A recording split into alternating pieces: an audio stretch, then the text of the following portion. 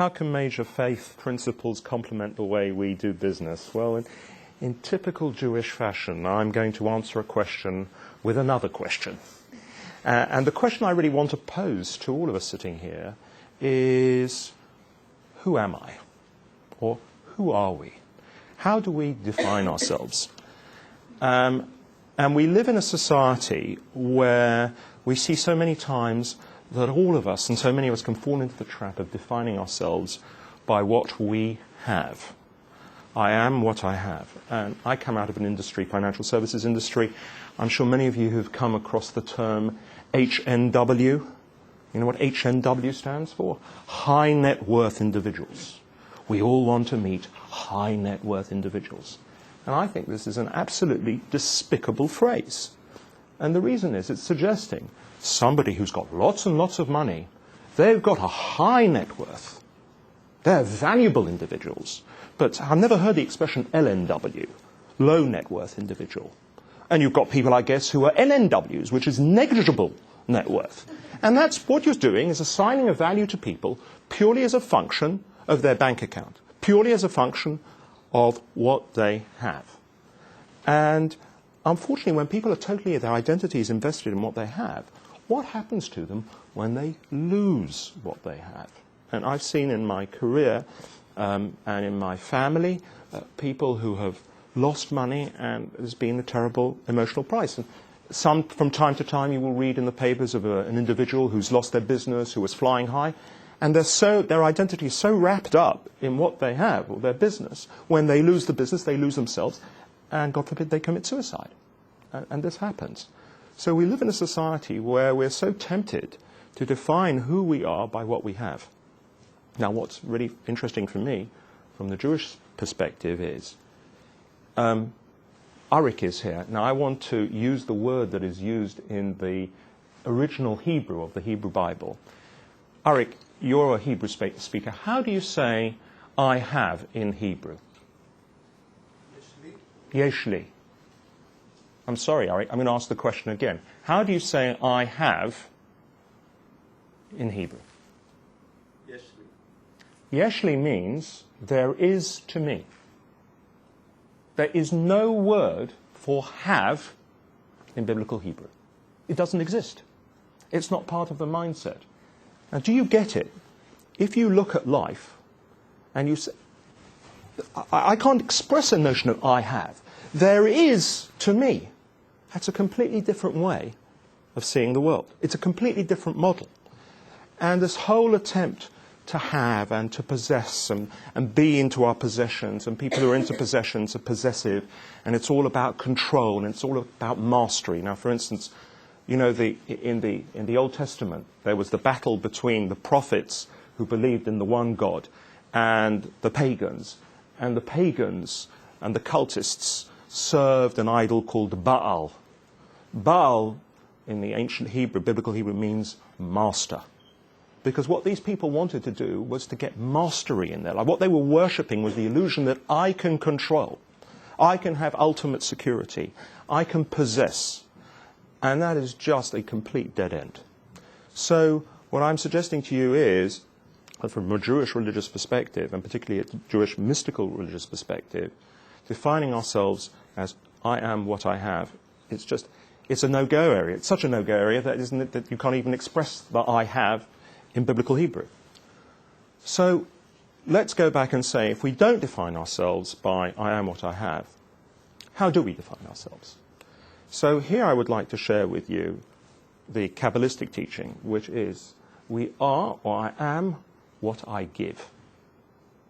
That's the way we define ourselves. We define ourselves by what we give to others. And where do I derive this notion from? Where do the sources derive this notion from?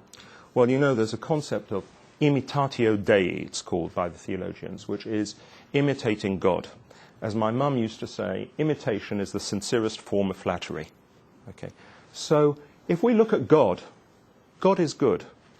God is the ultimate giver. He doesn't have to do any giving. He's completely self-contained. He didn't need to create the universe. He didn't need to create all of us sitting here in this room. He didn't need any of it. Why did he create? He created in order to give of himself. And he's constantly giving, and giving us the energy and the love and the care which allows the universe to exist from second to second to second. So if God is the ultimate giver, and he's giving not because he's giving in order or on condition to receive back, but he's giving purely altruistically, if we want to imitate God, then we have to be givers as well. So therefore, I am what I give. Now, the question you're asking yourself is that how on earth do you actually implement that in the business setup? Because we all know that business is about give and take. I mean, this guy must be completely out to lunch, you know. Let's just give everything away. That's the way to be godly. So the way that the rabbis approach this problem is, how can I be giving in a business context? And the answer is, the way I can give is by making sure that in every interaction, in every commercial transaction that I enter into, the other party emerges with more, they give more than that I take. I call it the reverse profit motive. In other words, my motive in business is, and should be, not to make profit for myself, but to ensure that the other person is profiting. So I'm charging them in order to earn a decent, respectable living, in order to keep my family, etc., etc.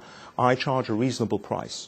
But my determining beacon has got to be that the price I charge leaves value on the table such that they have exited the transaction.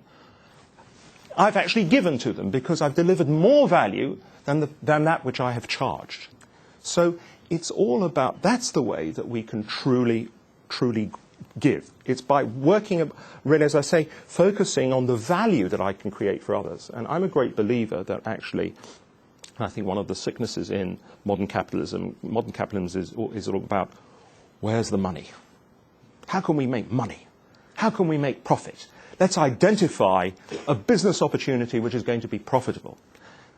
If we look at it from the frame of reference that I've been laying out to you here, it's completely the other way around. What we should be saying is, how can we create value for other people? How can we create value? And then, if you create value, the money will follow the value. Because people in life are very happy to pay for value. They're delighted. If they're getting value, they're happy. And especially if you construct the value in such a way, they're actually getting out more out of the transaction than you are charging.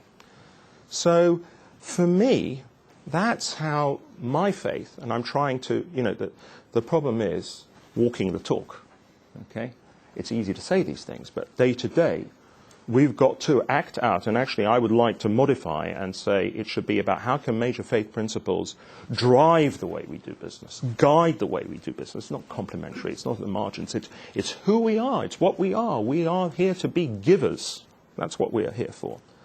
So that's where the rubber really hits the road. And I would just like to share with you two things. The Talmud says that when we go to heaven and we come to the day of judgment, the first question that will be asked of us was, did you deal in your business with faith? Because that's where the rubber hits the road. That's the acid test. The rest is all, platitudes, etc. But a person, did you put your money where your mouth was? So that's the first question when we all go upstairs that they'll ask us. Were you honest in your business dealings? But it's more than honest. Did you have faith? Did you have faith in God in your business dealings? And the other thing I would like to suggest is, back in my father and grandfather's day, when people used to sign letters, they used to use the expression, yours faithfully. And I know that was a bit of an empty phrase, but I think it's time for us as people of faith sitting here to show the way that we do our business day to day in the marketplace, that we can sign off yours faithfully.